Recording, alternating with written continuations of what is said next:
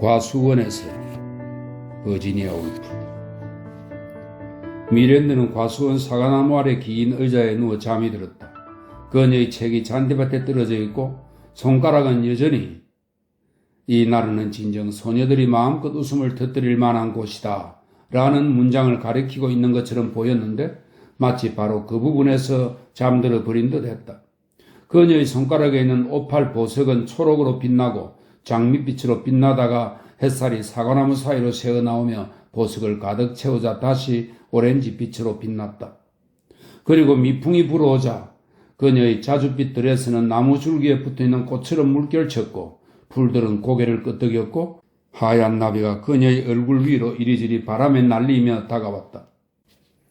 그녀의 머리 위 4피트 공중에는 사과가 매달려 있었다. 갑자기 날카롭고 시끄러운 소리가 났는데 그것은 마치 거미가 노새 징을 난폭하고 불규칙적으로 잔인하게 쳤을 때 나는 소리 같았다.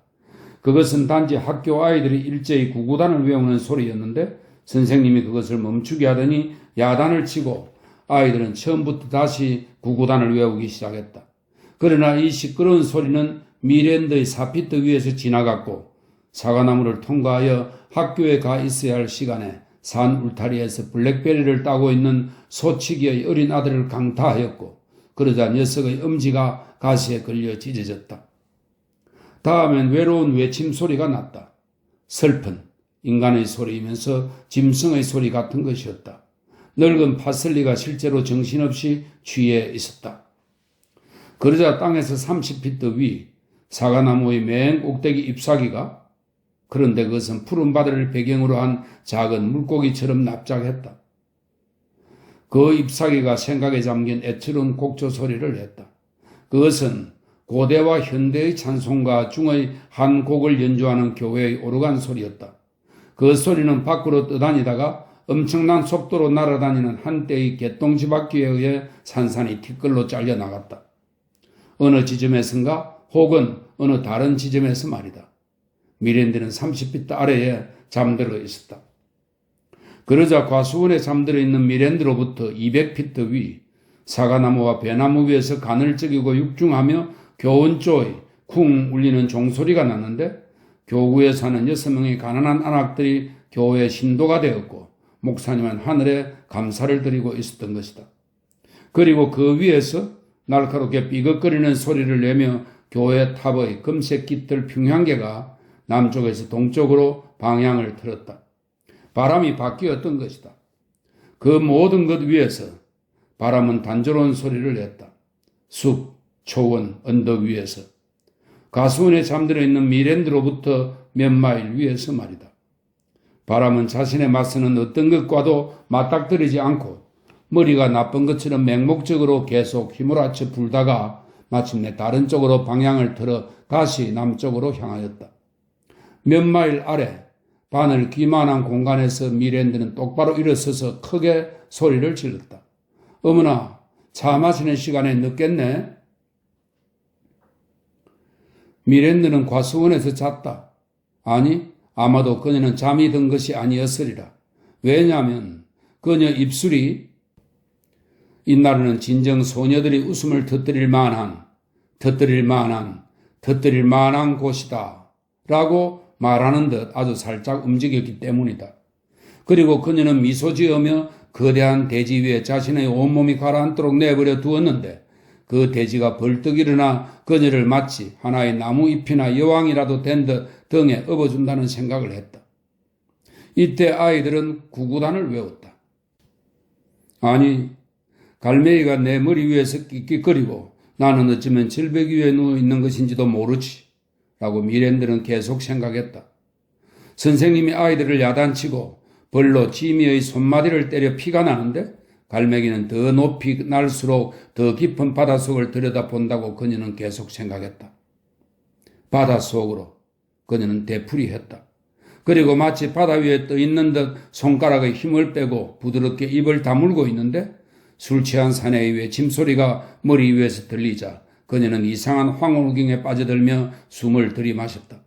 그녀는 주홍빛 입안에 거친 혀로부터 바람으로부터 종소리로부터 배추 이파리의 초록색 곡선으로부터 삶 그 자체가 크게 외쳐대는 것을 들었다고 생각했기 때문이다.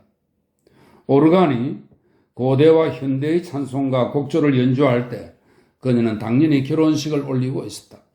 그리고 6명의 가난한 안악들이 교회 신도가 된 후 벨이 울리자 육중하고도 간헐적인 쿵 울리는 소리는 그니로 하여금 바로 그 땅이 그니를 향해 질주해 오고 있는 말 발국 소리로 흔들리고 있다고 생각하게끔 했다.